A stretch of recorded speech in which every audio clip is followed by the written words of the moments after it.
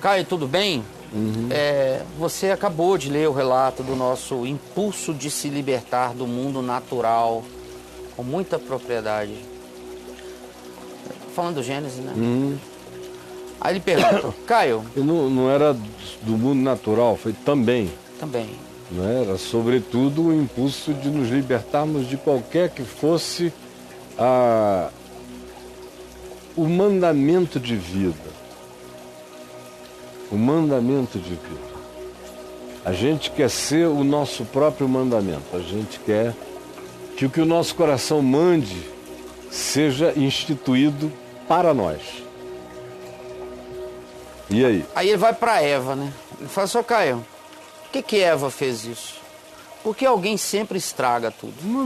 Não existe ele nunca certa estragou, nobreza no pecado. Ele nunca estragou nada, não. Né? Pô, eu não preciso de Eva, não. Eva, coitada, era uma inocente perto de mim. É, né? É. Ela só comeu aquele frutinho. Agora ele, por exemplo, está fazendo uma transferência para Eva. Está fazendo a transferência. Para Eva. Foi a mulher que tu me deste. Sempre tem alguém que não é ele para estragar tudo. Minha pergunta é, e você, cara? Você é um estragador, meu filhinho. Porque não há nenhum justo, não há nenhum sequer. Todos pecaram igualmente, Adão, Eva, eu e você. Carecemos da glória de Deus. Olha que eu expliquei essa coisa da transferência, mas você já começou transferindo para Eva ou para alguém. Na saída. Nunca é ele. Cara, se enxerga, meu filhinho. Pelo amor de Deus, sempre tem alguém para estragar. Ai, meu Deus, esse mundo. Sempre tem alguém estragando o mundo. O primeiro, se não houvesse mais ninguém no mundo, só houvesse você, esse mundo ainda seria uma bosta onde você estivesse. Se o seu pensamento for esse. Se você não se encarar e não entender que a sua caca você tem que limpar. A minha caca, meu amigo, eu tenho que limpar. Eu não posso esperar que fiquem limpando a minha caca a vida inteira. Tem vala negra porque eu faço caca. Você faz caca, o mundo inteiro, 7 bilhões e meio de pessoas fazem caca. Como a gente prefere cuidar de confortos supérfluos, a gente não investe em infraestrutura e nem elege quem investe em infraestrutura e nem aplaude quem pensa em infraestrutura primeiro. Aí depois a gente reclama das valas negras, reclama ao Estado, que é um ente que só existe no imaginário transferente de indivíduos que não querem ver que a caca só viajou até chegar na vala negra, até chegar onde está poluindo, mas na hora que eu vou ali e puxo a descarga, parece que o mundo inteiro está solucionado. Que a minha caca viajou para uma outra dimensão, para um mundo paralelo, para um outro filosófico. Nós somos horríveis. E aí? Ele fala, não existe certa nobreza no pecado, mesmo sendo o pecado a separação, a escuridão e maldade. No pecado em si não há uma beleza, Caio. Mesmo sabendo que o pecado de Eva foi a primeira separação da qual todas as outras fissuras se originam. Se originam? Ele acha que o pecado dele veio... Ela que começou com o pecado. Ela que começou, né? Ela começou. Eu sou herdeiro deles. E agora, eu faço os meus Édens muito piores do que os deles. E não consigo transferir para eles. Adão sou eu. Talvez nisto habite a nossa radical diferença entre mim e você. É que Adão sou eu. E eu não vejo beleza nos meus pecados. Eu vejo graça divina superabundando apesar dos meus pecados e transformando meus cardos, meus abrolhos, minhas culpas, minhas vergonhas, minhas sem-vergonhices, minhas transferências para Deus, para o diabo, para a mulher, para quem quer que seja. Transforma isso tudo em algo que com a dor e com o sofrimento vão produzindo em mim gradativamente consciência e percepção. E eu vou aprendendo do conhecimento do bem e do mal, entre espinhos e abrolhos, feridas, dores e agonias, lanhuras, rasgões, vou me atropelando, discernindo, aprendendo, diminuindo as implicações, vendo que no fim, se no coração desse pecador existe um desejo de cura, de verdade, de arrependimento e de que a vida seja marcada por amor e que a minha consciência responda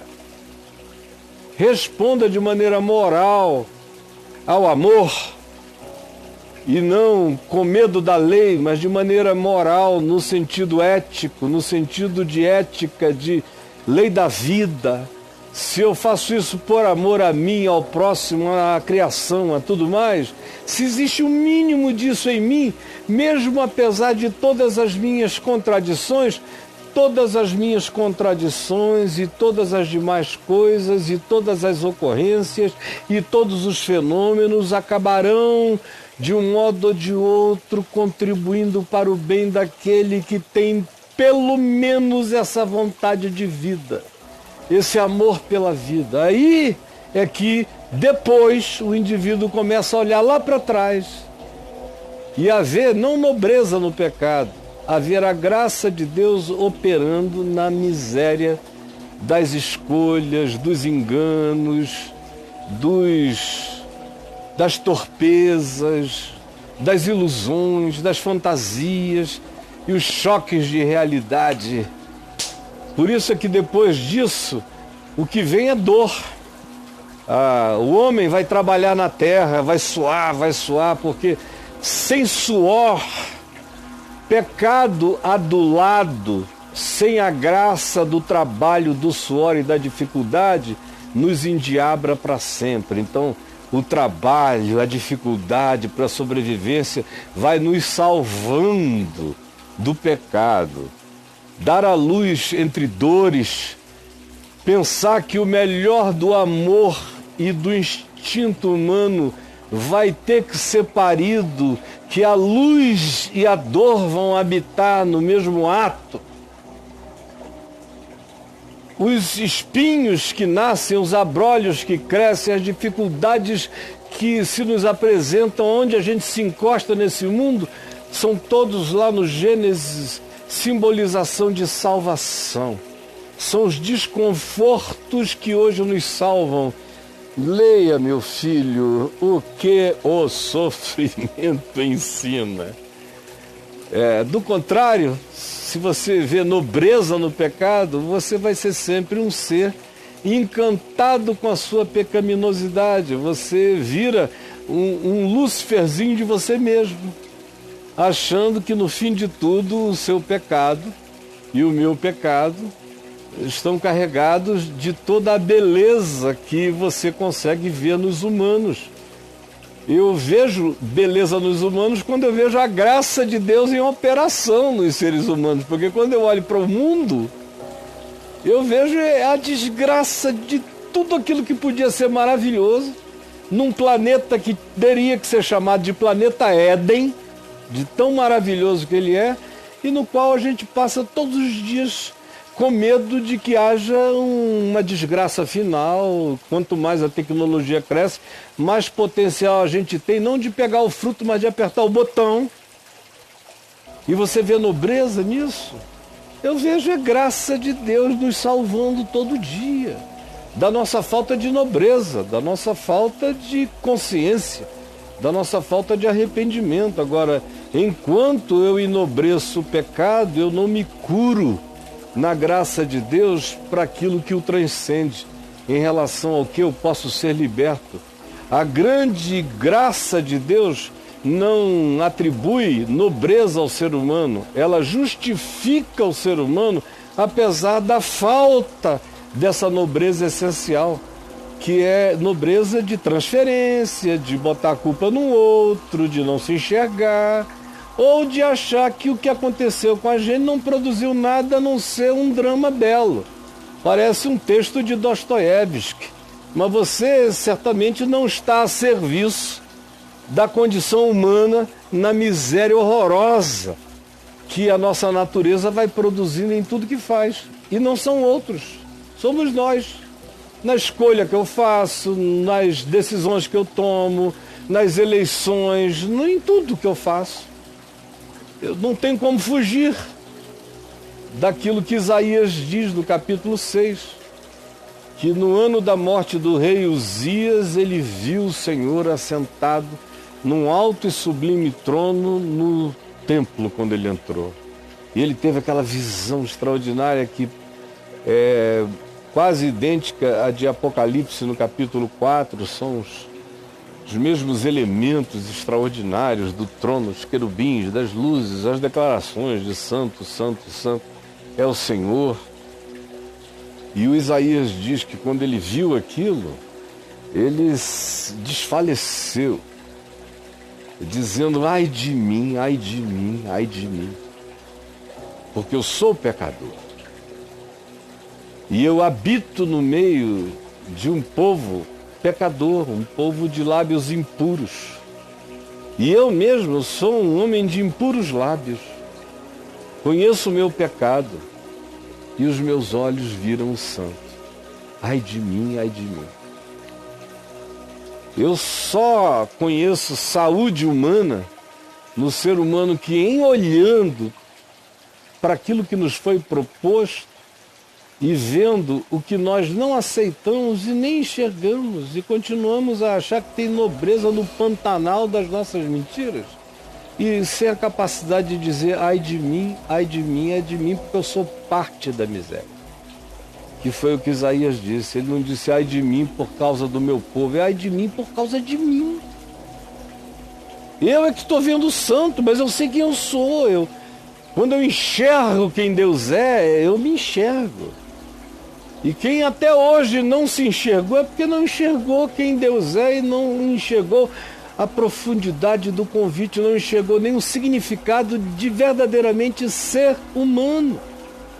O que me habita não é o que de plenitude humana poderia haver em mim. O que me habita é a desfiguração humana, que o Evangelho todo dia trabalha para transformar em transfiguração em Cristo.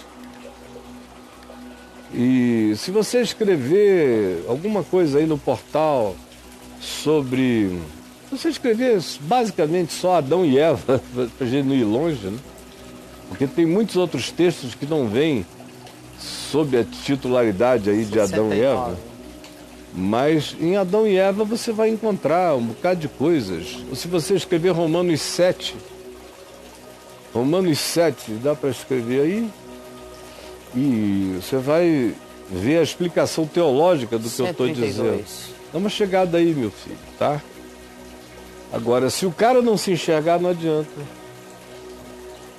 Para mim, uma das manifestações mais belas do cara que se enxerga pecador, na presença do santo, porque eu tenho que ser pecador em relação a alguém, não é? Em relação ao diabo, eu não sou um pecador necessariamente. A gente está jogando no mesmo time. Rola uma parceria. É uma parceria. Em relação aos outros humanos, é tudo a mesma bagaça. Eu sou pecador em relação a Deus, em relação ao santo, em relação a Ele, não é em relação a ti, não. E ti, meu Deus, eu estou nem um pouco preocupado.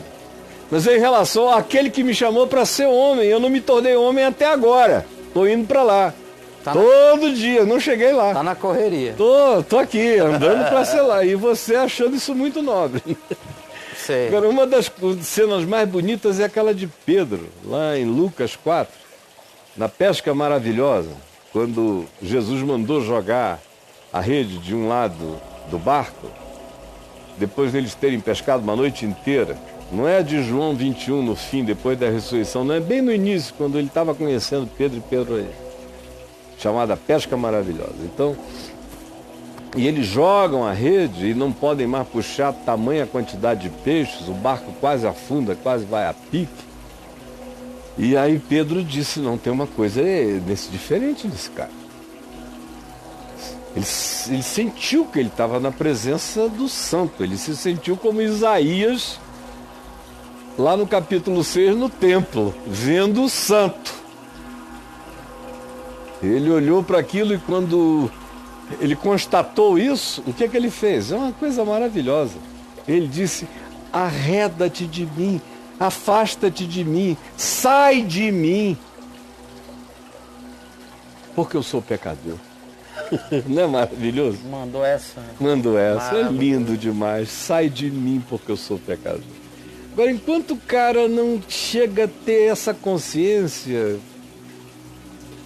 ele vai romantizar a miséria da desgraça das escolhas humanas, vendo nisso uma nobreza de tragédia.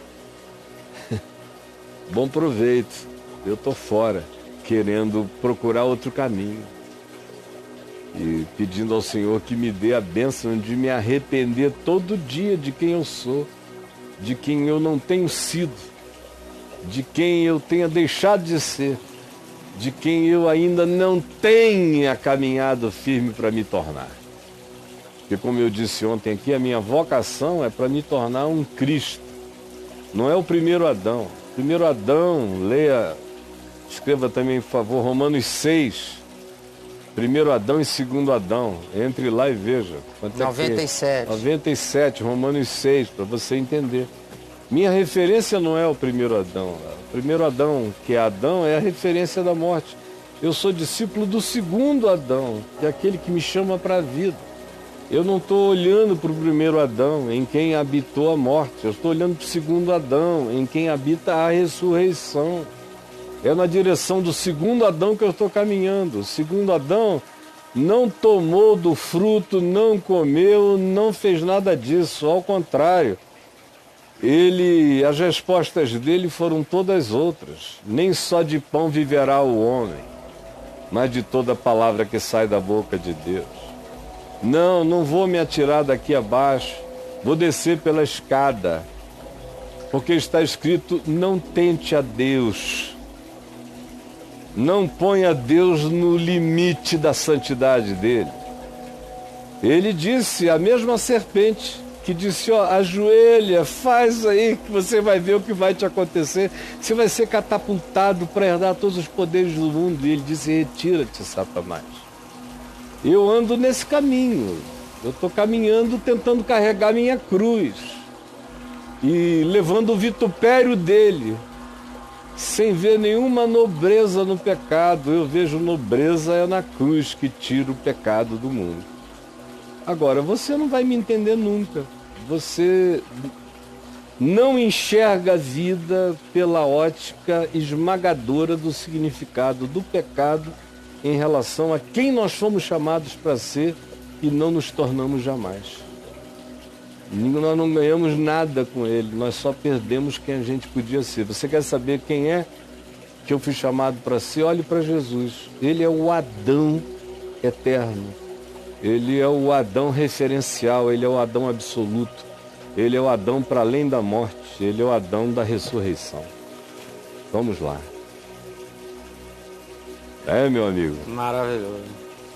Esse cara tá lendo Românticos 7. Românticos 7. Ele tá lendo Românticos 7. Não é isso? É, Cada a ano. epístola de Paulo aos Românticos. Isso, Paulo aos Românticos Capítulo 7.